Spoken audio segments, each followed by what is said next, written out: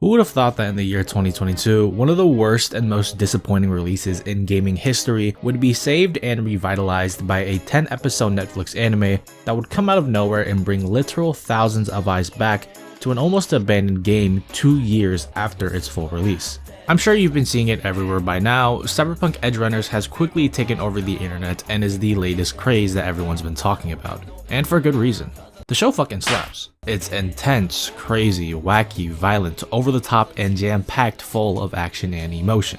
It might as well be a 4-hour adrenaline rush shot straight into your arm. Every frame of the show is just spewing with life and charisma, and has been a much needed breath of fresh air in this sea of oversaturated and stagnant anime.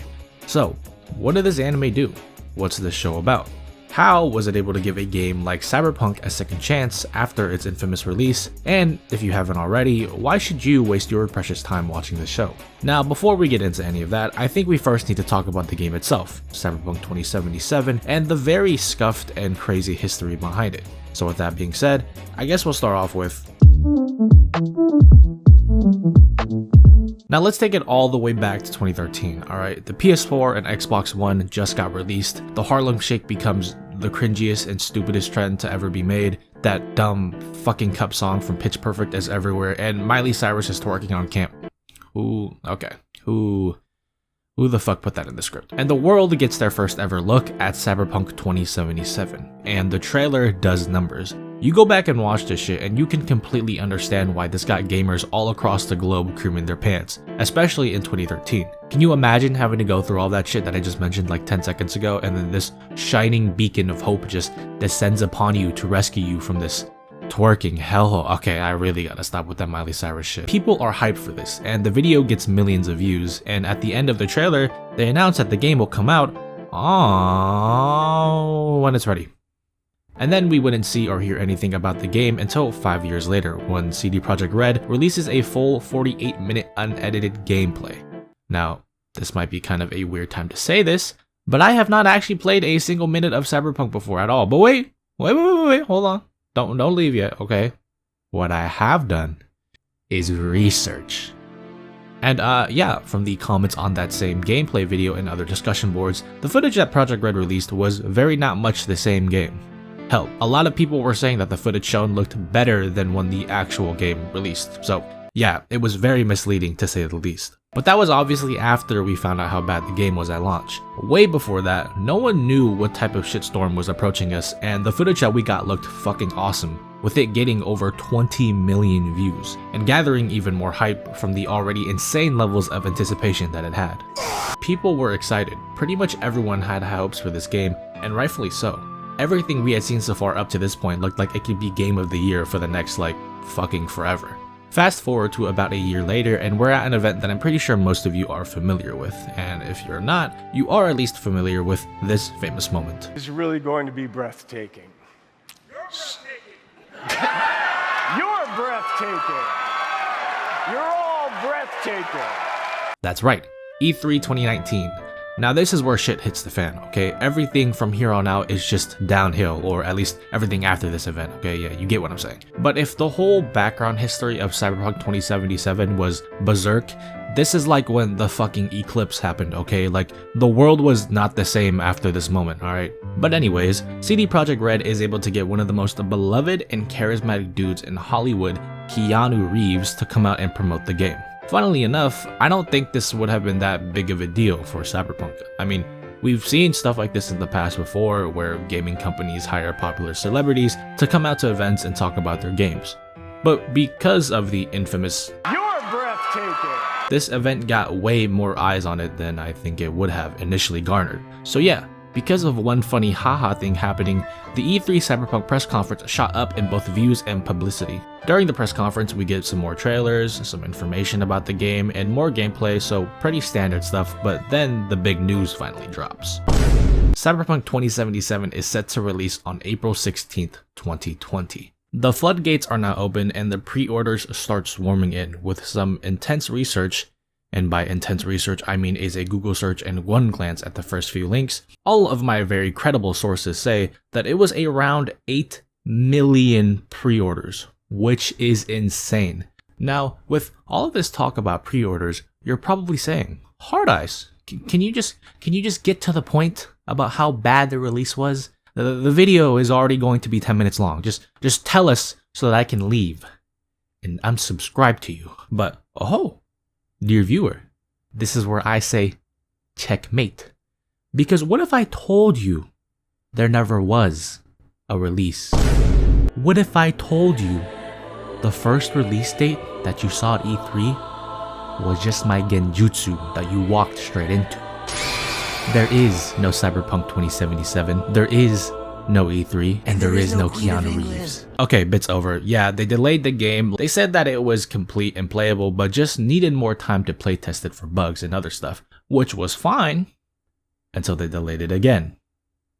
And then again, it was awful. CD had delayed the game like a total of 3 times at this point, and I think by now people were starting to raise their eyebrows a little bit at what the fuck was going on. So 3 delays later, on December 10th, 2020, finally, after 7 years of waiting, the game was out.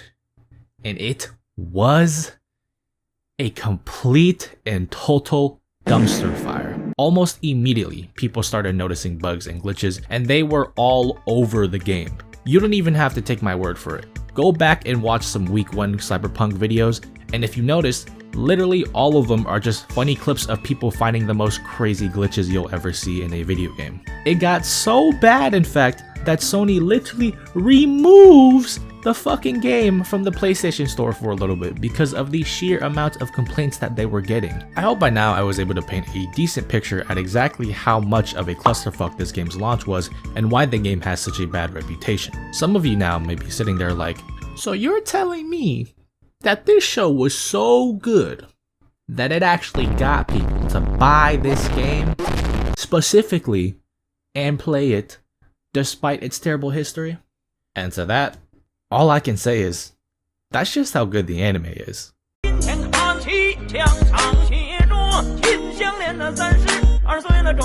Edgerunners takes all of the important and cool things from the game and squishes it down into a nice little compact package. If you've played it before, you'll notice a bunch of cool little things and details that are from the game, or if you're someone like me who hasn't played the game at all, everything is new and exciting. Night City is the definition of the city that never sleeps. The anime is so goddamn good at bringing this place to life, and it always makes sure to remember that we are in an actual city and not just Isekai Town number 457. There's always things happening in the background, and it's the little details like this that really get you immersed into this place fast. The majority of the people that live here can usually be categorized into these 3 groups: the Corpo, Maelstrom, and Edgerunners. The first one is pretty self-explanatory. Corpo are people who try to climb their way up the corporate ladder and are the rich and powerful. They're also all a part of this really big and secret crime organization that controls everything from the shadows. Maelstrom are basically just the crazy criminals that go around the city and create havoc. And while all 3 of these groups can definitely be identified as criminals, the Maelstrom aren't as secretive or powerful than the Corpos, and they're not as cool as the Edgerunners. Speaking of the Edgerunners, these guys are mercenaries. They usually have a very good understanding of the tech around them and use that to their advantage to commit crimes. The many people in Night City are usually forced into these ways of life, and our main character David is no exception. David is your everyday kid growing up in Night City. He's poor, and while he does his best to stay out of trouble, his mom busts her ass every day at work to get the money to keep him in school. The odds are stacked against them, but David is a smart kid, being a straight A student and having a natural talent for technology. If there's anyone that can break this cycle and climb their way out of this place, it's this kid. But Night City isn't just a place where hard work and natural talent can guarantee your way up. Everything in this environment is rooting against you, and every moment throughout the day could be your last. Edgerunners is not here to babysit you. This is a pretty fucked up show. In the first 5 minutes, we just see random squadrons of policemen getting brutalated by this batshit crazy ass dude that has literal cannons coming out of his arm. People don't just die in the show, they get obliterated.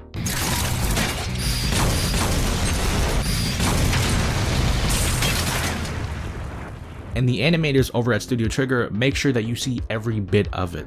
As over-exaggerated this show is, it can be almost scarily realistic at times, and David is the perfect example of this realism. His situation is one that we're all too familiar with. Seeing the terrible environment that is Night City slowly change him can almost feel uneasy, because stuff like this happens all the time in real life. It's nothing new, but to see it be done in such an in-your-face sort of way is really cool and refreshing to see. And also really drives in that idea of just how influential a place Night City can be, adding to its already dangerous feeling atmosphere. It's also a surprise to no one that the anime looks incredible. Look at these characters. Besides David, I haven't told you a single thing about any of them, yet you're able to get so much of their personality and character by just looking at them. This is what you get when you have people behind the scenes that are passionate about their jobs. So many times in anime we get the same fucking expressionless, lifeless, factory-made robot designs, and it just gets so old so fast. But then you see these guys and then it's just boom, boom, boom. This dude has long arms, looks kinda like an asshole. This dude is fucking huge and filled with robot parts. He's gonna be a badass. She looks mysterious and hot as fuck. She looks short and crazy and hot as fuck. FBI, open up! And it's not just the characters that are getting this treatment. The entire show is made with the same amount of passion and love, and I just think that's something we should all appreciate given how oversaturated anime has become over these past few years. So, many of you now might be asking the question that's in the title of the video. How did anime save one of the biggest gaming flops in history? And, well, funnily enough, I think I already told you. I think nowadays, a lot of big gaming companies and corporations really underestimate just how smart the general public is now. People aren't stupid. We can see when something isn't made well or when something is rushed and unpolished. And the same can be said when us, the consumers, get something amazing like Cyberpunk Edgerunners. Now, with due credit, from what I've seen and heard about the game, it's actually pretty good now. The glitches have been smoothed over, and all of the other problems that the game initially had have been fixed for the most part. But I think the anime will probably be the biggest factor in whatever redemption the game's reputation will get. Edgerunners is what fans of the game wanted from Cyberpunk. Interesting and memorable characters, an immersive and inescapable world, a compelling and gripping story, and a shitload of over-the-top violence and gore. This is what Cyberpunk should be, not this. And bravo to the team over at Studio Trigger for fully being able to recognize the potential this series had to offer. Amazing work, guys.